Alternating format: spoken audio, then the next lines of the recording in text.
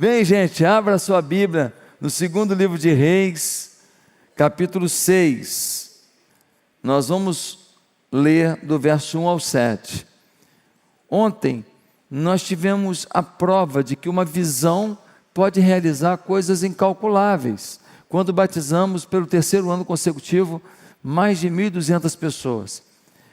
Se for falar a atitude no mundo inteiro, nós caminhamos para quase 2.000 batismos ontem, porque nós batizamos na África, nós batizamos nos outros estados do Brasil, nós batizamos em Portugal, em vários lugares teve batismo da atitude ontem. Foi uma festa de amor às almas ontem em todo o mundo. Então, eu decidi falar sobre visão, e esse texto aqui é um texto que eu amo para falar de visão. Eu já preguei sobre esse texto, sobre outro enfoque, mas hoje eu quero te trazer alguns conteúdos bem interessantes. Diz assim, 2 Reis, capítulo 6, versículo 1, Eliseu faz flutuar um machado. Os discípulos dos profetas disseram a Eliseu: como vês, o lugar onde nos reunimos contigo é pequeno demais para nós.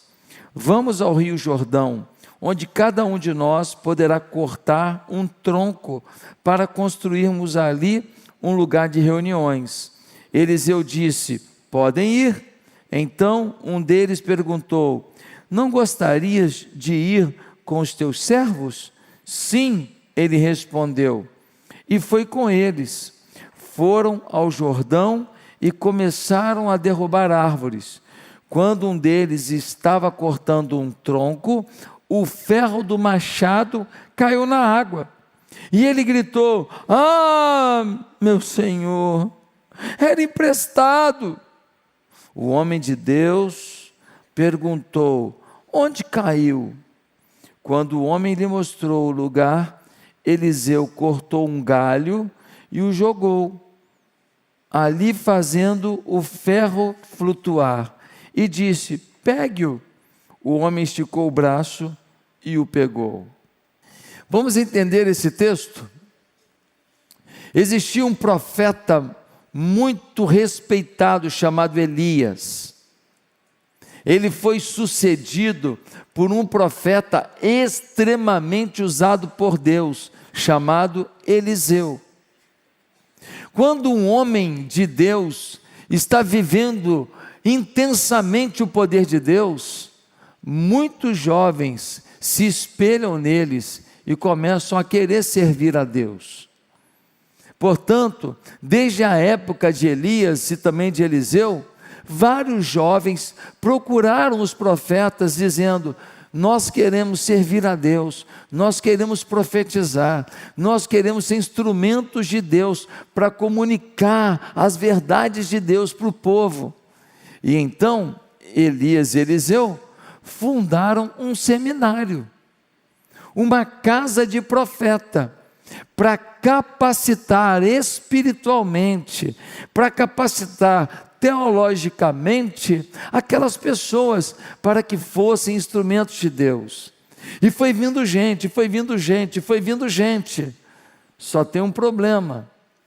Chegou uma hora que o seminário ficou pequeno.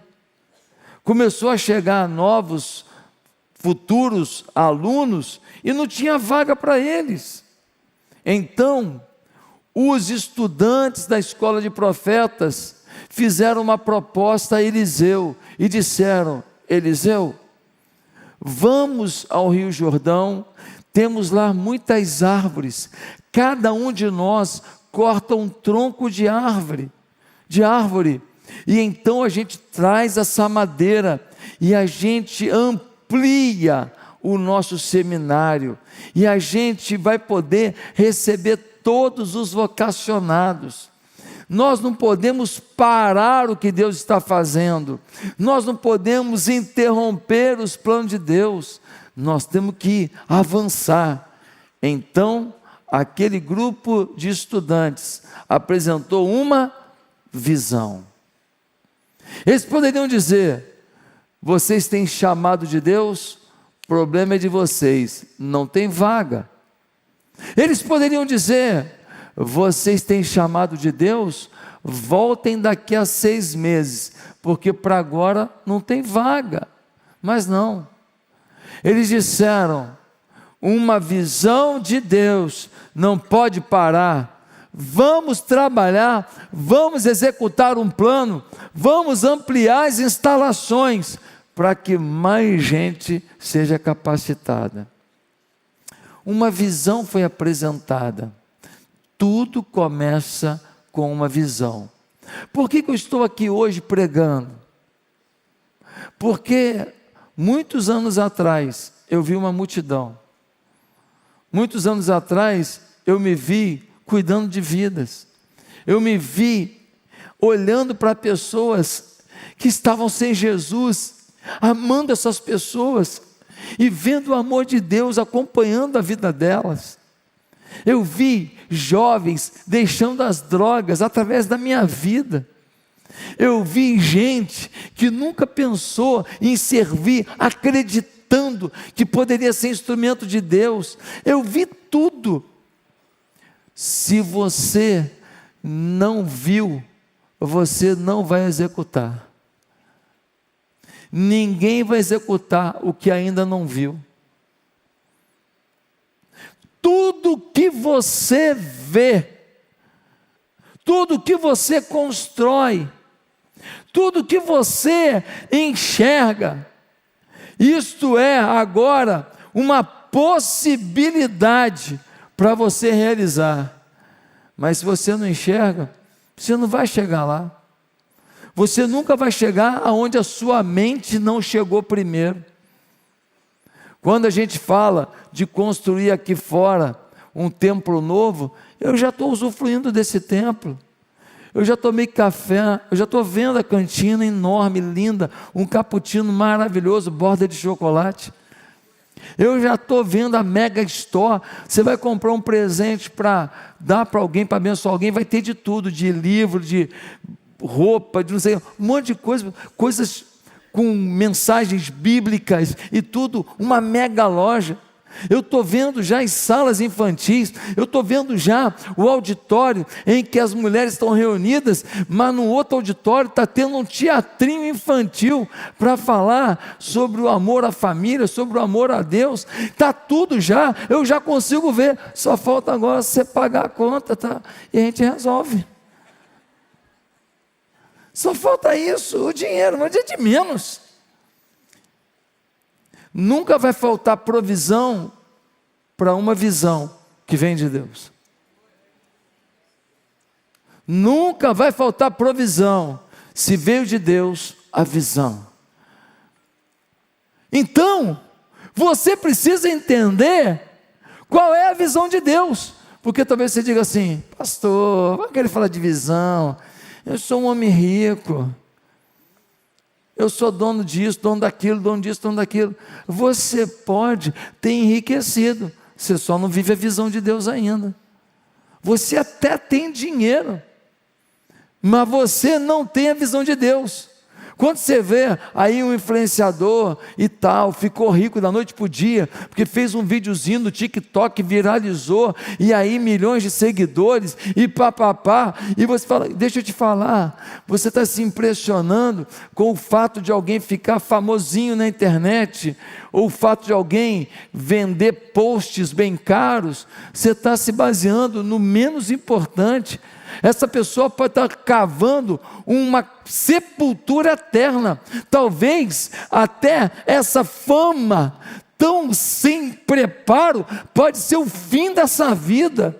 Você está achando que essa pessoa está arrebentando, e às vezes isso que parece uma vitória, vai ser a maior derrota, porque vai ter dinheiro, mas não vai ter vida. Vai ter dinheiro, mas não vai ter princípio. Vai ter dinheiro, mas não sabe o custo. Vai ter dinheiro, mas não vai ter família. Vai ter dinheiro, mas não vai ter amizades verdadeiras. Não se impressione com coisas que as pessoas estão apresentando, e você fala, não, olha aí, olha. Não, nós precisamos entender qual é a visão de Deus para nossas vidas. E por isso o tema de hoje, entenda a visão de Deus para a sua vida. Quer entender? Vamos lá. Primeiro, visão envolve insatisfação com a nossa situação atual. Visão envolve insatisfação com a vida que eu estou levando. Pastor, como assim? Versículo 1. Os discípulos dos profetas disseram a Eliseu: como vês, o lugar onde nos reunimos contigo é pequeno demais para nós. O lugar abençoado, sim ou não? O lugar ensinava a palavra de Deus, sim ou não? O lugar tinha comida? Tinha, mas agora ficou pequeno. No início atendia, agora não atende mais. Ei, tem coisa da tua vida que já atendeu, não atende mais. Tem amizade da tua vida que atendia, não atende mais. Tem ambiente para a tua vida que atendia, não atende mais. Tem realizações da sua vida que eram satisfatórias, já não são mais. Ficou estreito.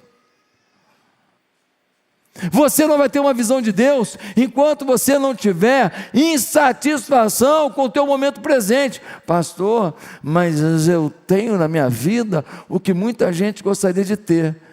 E não tem o que muita gente já tem. Você está se baseando em quê? Na desgraça do outro para justificar que você é um vencedor? Não estou dizendo para você ser ingrato com Deus, só estou dizendo que se você chegou até aqui, o que Deus tem agora? Talvez o teu casamento precisa de uma visão de Deus. Como é que está o beijo na boca aí, meu camarada? Boa pergunta. É uma boa pergunta. Muito casal, os beijos estão murchos. É uma boa pergunta, não é? Representa muito do carinho que um tem com o outro, do quanto tem prazer no outro. Talvez você diga: não, eu estou bem casado. Então, caramba, legal, mas será que esse é o plano de Deus? Como é que estão teus filhos? Será que está no plano de Deus? Como é que estão tuas finanças? Está no plano de Deus? Como é que está a tua vida espiritual? Está no plano de Deus? O que você faz para Deus está no plano de Deus? Talvez você tenha até sucesso numa área, mas tem um monte que você está no fracasso e não se toca, porque você se alimenta de uma vitória. Não, nisso aqui eu estou bem. Está aí o resto. Sua vida não é apenas a área que você conquista, sua vida é um todo. Sua vida, sua relação familiar, sua relação com as pessoas, sua relação com você mesmo, sua relação com o dinheiro, sua relação com Deus, sua relação com a obra de Deus, tudo isso envolve sua vida. Você precisa entender aonde está o plano de Deus. Será que você está se acomodando? Será que você não está querendo descobrir? A Bíblia fala de um homem chamado Jabes. Ele fez uma oração. A oração dele tipo assim: Senhor, me manda mais para cima.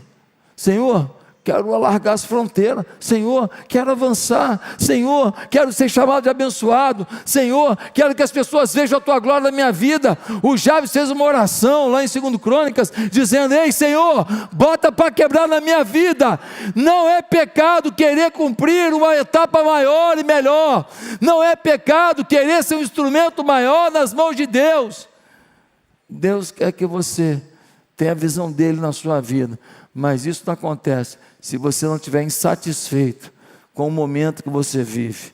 Você está no melhor lugar? Sua vida está no melhor lugar? Suas práticas estão no melhor lugar? Ou falta uma visão de Deus para a sua nova etapa? Segundo lugar, se você quer uma visão de Deus, saiba que visão envolve esforço para realizar algo. Visão envolve esforço. Visão envolve sacrifício. Se o que você tem planejado daqui para frente não envolve esforço, é uma visão sua, não é de Deus. Se o que você tem sonhado daqui para frente é uma coisa que você faz com o pé nas costas, é visão sua, não é de Deus. Dá uma olhada no versículo 2. Diz assim: vamos ao Rio Jordão, onde cada um de nós poderá cortar um tronco para construirmos ali um lugar de reuniões. É um bando de jovenzinho que está no seminário para ser profeta. Esses meninos agora estão falando, vamos lá no Rio Jordão, cada um pega um tronco de árvore com um machado e manda ver, bota para quebrar, para poder cortar essa árvore. Alguém aqui já tentou cortar uma árvore grossa com machado? Alguém já tentou? Irmão, já tentou? Meus pêsames. Não é difícil? Parece que está batendo no aço. Parece que está batendo no ferro. Se você bater retinho, meu irmão, treme tudo. Você fica uma semana dolorido. E olha que eu só tentei cortar coisa pequena. É muito difícil, é cansativo.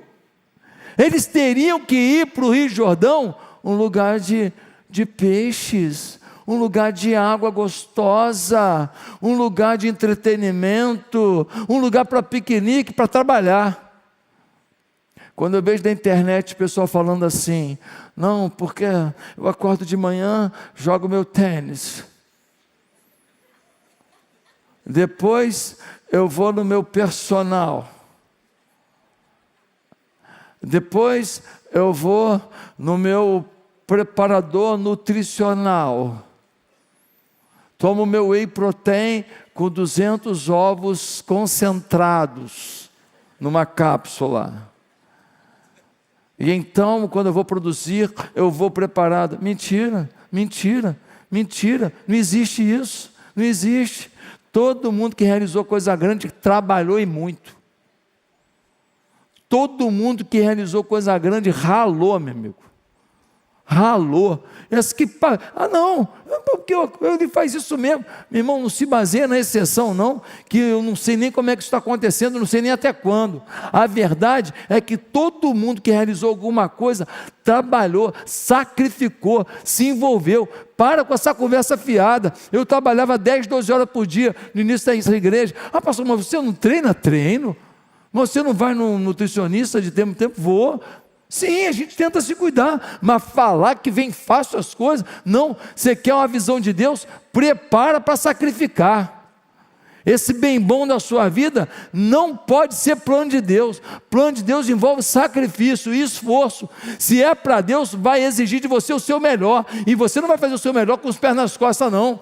Você precisa entender que o plano que Deus tem para você ter significado nessa vida, legado nessa vida, ele envolve sua dedicação.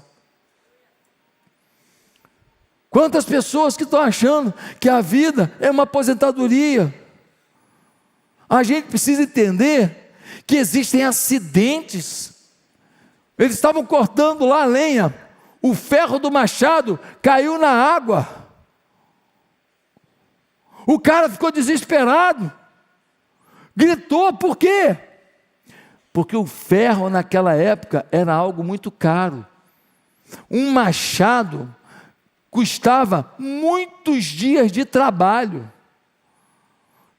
Aqueles garotos que pegaram um machado emprestado não tinha dinheiro, amigo.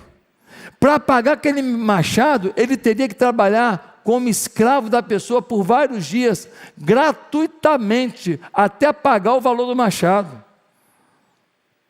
Foi desesperador. Na vida tem acidentes, tem dificuldades. Se você não tem perseverança, se você para porque teve uma dificuldade, se você não entende que rumo tomar numa dificuldade, se você não entende o que Deus está falando na dificuldade, se você simplesmente desiste da dificuldade, você não vai cumprir a visão de Deus. O machado caiu, mas teve um jeito do machado voltar, e eles continuarem a obra. Nós não podemos parar. Quantas vezes as pessoas estão endividadas e se acomodam, dizem, cara, já estou ferrado, já estou lascado. Quantas vezes o casamento está uma droga e as pessoas se acomodam e dizem: meu casamento não tem jeito não. Quantas vezes o relacionamento com o filho se rompeu e as pessoas dizem: não tem jeito não. Quantas vezes a pessoa está em depressão e ela fala de família, na minha casa todo mundo é assim. As pessoas dizem que aquilo que não vale a pena está agora institucionalizado em suas vidas. Não, você tem força para dizer não ao que não vale a pena. Você não pode aceitar o que não é bom para você e sua família, o que não é bom para a sua relação com Deus. Você tem que sacrificar, você tem que se esforçar. Primeiro, indignação com a situação atual, está estreito. Segundo, vamos para o Jordão, vamos cortar lenha, vamos sacrificar, vamos ralar. Terceiro, visão envolve relacionamentos. Você quer entender a visão de Deus para a sua vida? Se você vive uma vida que não envolve pessoas para ser executado o projeto da sua vida, e se a sua vida, esse projeto não serve pessoas, não é visão de Deus. Toda visão de Deus, você vai depender de pessoas para executar, e você vai servir pessoas que Deus quer que você sirva. Toda visão de Deus, se acaba no seu bolso e no seu umbigo, é visão sua, parabéns, de Deus não é. Pastor, como assim? Dá uma lida no texto, olha o que diz o texto, versículo 2,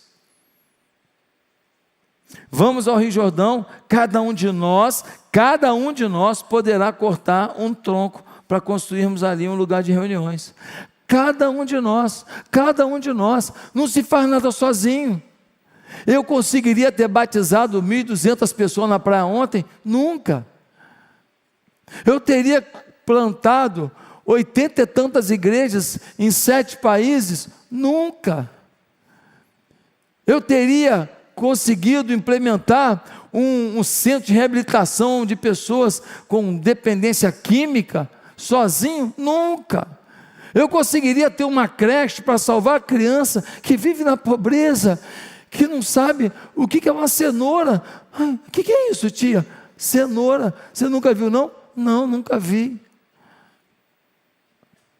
Isso aqui, tia, isso aqui é brócolis, você nunca tinha visto não? Não, nunca tinha visto. Aqui, do ladinho da gente. Eu conseguiria fazer uma creche para cuidar de gente carente sozinho? Nunca. Toda visão de Deus envolve relacionamentos, e toda visão de Deus envolve relacionamentos para servir pessoas. Para acontecer o batismo dos 1.200, nós nos unimos, você fez casa de fé, você trabalhou, você convidou, você evangelizou, e depois que a gente se uniu, nos relacionamentos, nós servimos pessoas, e nós servimos pessoas que se sentiram tão bem servidas, que decidiram caminhar com Jesus, e por isso se batizaram ontem. A visão de Deus envolve relacionamentos para servir. Pastor, eu vendo máquina, eu não tenho relacionamento com ninguém, eu só tenho alguns funcionários, e eu vendo uma máquina por ano, $1 milhão, e eu fecho a conta da minha empresa, eu trabalho o ano inteiro para fazer uma venda, já paga minhas contas.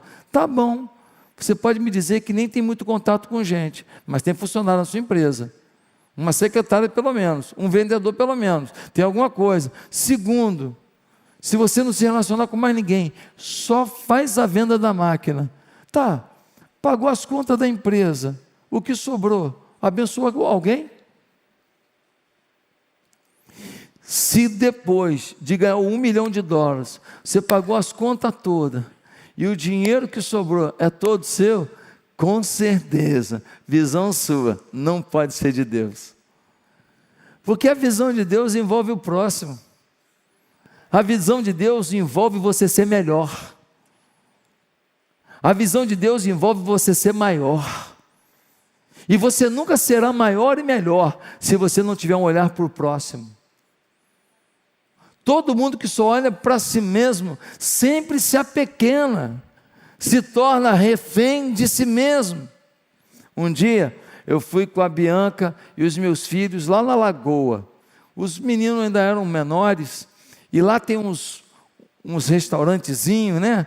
Tem uns quiosques e tal, aí toca saxofone num quiosque, aí tem uma bandinha que toca no outro, é um lugar bonitinho e tal, e tem umas bicicletas, não sei se tem ainda, umas bicicletas de vários lugares assim, para sentar, né? Senta 4 pessoas mais ou menos na bicicleta, e aí sentou Bianca, Lucas, Gabriel e eu, os 4, quem pedalou? Quem pedalou? Na vida é assim, infelizmente a gente está tentando pedalar sozinho.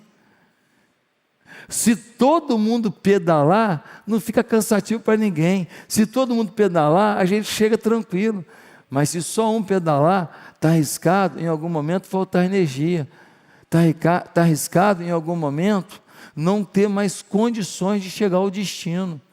Nós precisamos andar de bicicleta com todo mundo junto e todo mundo pedalando.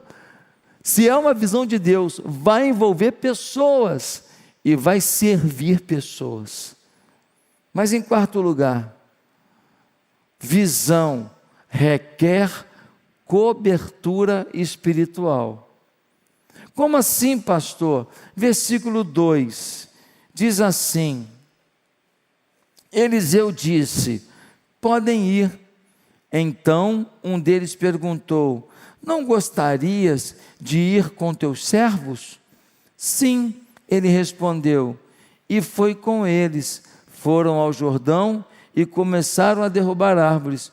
Quando um deles estava cortando um tronco, o ferro do machado caiu na água e ele gritou: ah, meu senhor, era emprestado. Veja só, quando eles contaram para Eliseu a ideia, vamos ao Jordão tirar madeira para ampliar o seminário, o Eliseu disse: podem ir. O que eles disseram: você não pode ir com a gente não? Você não pode caminhar com a gente não? E Eliseu disse: vocês querem? Tá bom, eu vou. O profeta foi com eles, e quando chegou lá, teve um problema. O machado caiu na água. Quem deu direção? Quem deu a orientação? Quem mostrou o caminho? Quem foi o instrumento para o milagre? A cobertura espiritual. Quando nós temos uma visão de Deus para a nossa vida, nós temos que tomar cuidado para a nossa independência não atrapalhar os planos de Deus na nossa vida. Um problema grave das pessoas é que quando elas têm conquistas na vida, muitas vezes elas negligenciam a necessidade que todo mundo tem de ter cobertura espiritual. Às vezes a pessoa não quer estar numa célula, não quer estar num discipulado, não quer que o pastor se meta em nada na vida. Eu não estou falando de se meter se você compra ou não compra um carro, se você viaja ou não viaja, se você vai de executiva ou de econômica. Eu não estou falando disso, eu não estou falando de bobagem, se você come ou não come camarão. Não, eu só estou falando que na multidão dos conselhos repousa a sabedoria, é o que a Bíblia diz. E muita gente, porque tem alguns resultados na vida, esquece que se Deus definiu que pessoas seriam guias espirituais, Deus tinha algum propósito nisso. Eu não estou falando que você tem que falar comigo, eu nem dou conta de falar com todo mundo. Eu estou dizendo que existe uma estrutura na igreja, líderes de célula, supervisores, líderes de ministério, para que você não fique sozinho, para que você ouça uma palavra amiga, e você depois toma a decisão que tiver que tomar. A decisão é sua, mas nós não podemos abrir mão de cobertura espiritual. A independência foi o que levou Lúcifer atraiu o próprio Deus. Ah, pastor, mas eu sou um empresário rico. Ah, pastor, mas eu sou uma pessoa famosa. Ah, pastor, mas eu sou uma pessoa pública. E daí? Você não vai poder se expor para qualquer pessoa, mas você não pode achar que não tem ninguém que não possa ao menos orar por você. Quem anda sozinho se perde. Quem anda sozinho, quando enfraquece a fé, não tem quem lhe dê apoio. Quem anda sozinho, na hora que desiste, não tem ninguém para levantar. Quem anda sozinho, falta a igreja, ninguém dá falta, ele anda sozinho, ele não vem mesmo. Mas qual o problema? Nós não queremos ninguém que fale para a gente o que a gente não quer ouvir. Nós queremos viver a vida do jeito que a gente quer e não quer que ninguém se meta nisso. Mas só que o casamento sofre, os filhos sofrem, você sofre, sua vida espiritual sofre, sua paz sofre, você vai se metendo em lugares e situações desnecessárias. Por quê? Porque você não tem cobertura espiritual. Aqueles candidatos a profeta foram sábios. Aqui na igreja nós temos muitos pastores que quando você olha a vida dos caras, você diz assim, não tinha nada para ser pastor. E eles falam que o que fez a diferença foi discipulado, foi cobertura espiritual. Nós temos pastores de sucesso hoje no Ministério Atitude, que era cachaceiro, amigo. Nós temos pastores que era mulherengo, fazia besteira. Nós temos um pastor que trabalhava na iniciativa privada, candidato a Zé Ninguém, e hoje lidera a multidão. Nós temos um pastor nas Forças Armadas que não liderava ninguém, nem ele mesmo. Hoje lidera a multidão. A verdade é essa. O discipulado te joga para cima. A cobertura espiritual te alinha para os propósitos de Deus. Não ande sozinho. Não é possível que numa igreja desse tamanho não tem ninguém que pode ser um parceiro de fé. Não tem ninguém que não pode ser um auxílio de oração. Eu não posso andar sozinho. Eu tenho amigos, eu tenho pastores que a gente troca muito. Um ora pelo outro, um chama a atenção do outro. Por quê? Porque a gente não pode. Fora o meu pai. Se mete. Eu não posso nem confundir onde com aonde, que ele já me liga. E ontem, falou onde, era onde, hein? Tá lá, ó. Vou fazer o quê? Meu pai. Nós precisamos de pessoas que nos ajudem a melhorar. Você precisa de cobertura espiritual. Mas eu quero terminar dizendo que visão de Deus envolve satisfação com a situação atual, envolve esforço para realizar algo, envolve relacionamentos para fazer e para servir, envolve cobertura espiritual, mas em último lugar, visão de Deus requer poder de Deus na sua vida. Pastor, poder de Deus? Sim. Se é uma visão de Deus, não é uma visão do Joãozinho, não é uma visão do Josuezinho, não é uma visão da Patricinha, nem da Mariazinha. Se fosse uma visão sua, você faz, amigo, essa coisinha básica que você consegue. Mas se é visão de Deus, você precisa de quê? Do poder de Deus. Agora dá uma olhada no que aconteceu no versículo 5. O camarada pega o machado, pá, não sabia nem cortar, o ferro do machado caiu dentro d'água. O menino desesperado, ai meu Deus do céu, era emprestado, estou lascado. Agora olha o que acontece, versículo 6, Eliseu, o homem de Deus, perguntou, onde caiu o ferro do machado? Quando o homem lhe mostrou o lugar, Eliseu cortou um galho e o jogou ali, fazendo o ferro flutuar. Presta atenção. O ferro do machado caiu na água. O homem de Deus pergunta, onde caiu? O menino triste, apavorado, porque era emprestado o machado, fala, caiu ali. O Eliseu corta um galho e joga um galho no local. Qual o sentido disso? Quando ele jogou um galho no local, o que aconteceu com o galho? Ele flutuou. Um galho não vai afundar. Aconteceu o esperado.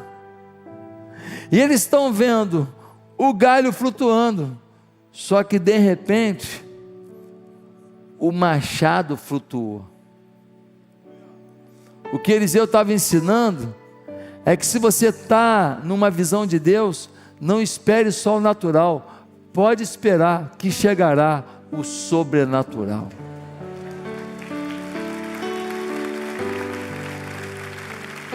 Quem recebe essa palavra?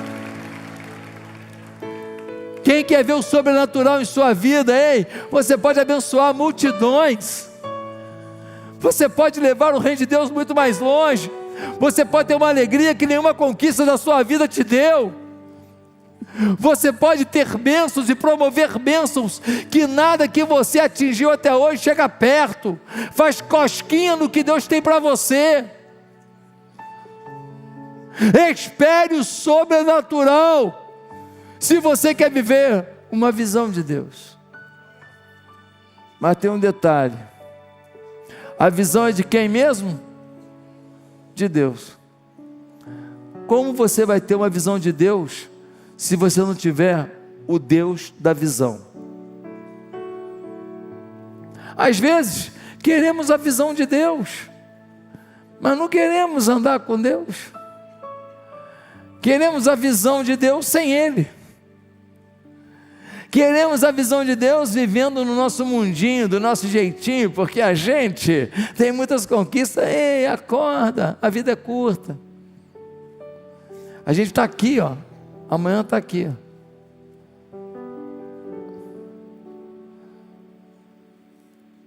Hoje a moça falou comigo: pastor, quando o senhor teve câncer, eu falei para o senhor que o senhor ia vencer, o senhor lembra? Eu falei: foi tanta gente que falou, eu não estou lembrado de você falando, mas eu lembro muita gente falando. Ela falou: pois é, agora eu que preciso ouvir.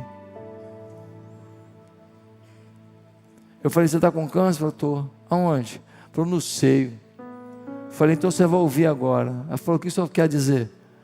Eu falei para ela assim: nunca perdi uma ovelha com câncer de mama. Nunca. Em quase 30 anos de ministério, nunca perdi uma ovelha com câncer de mama. Recebe essa palavra, minha irmã. Ela emocionada, chorou e falou: receba, pastor.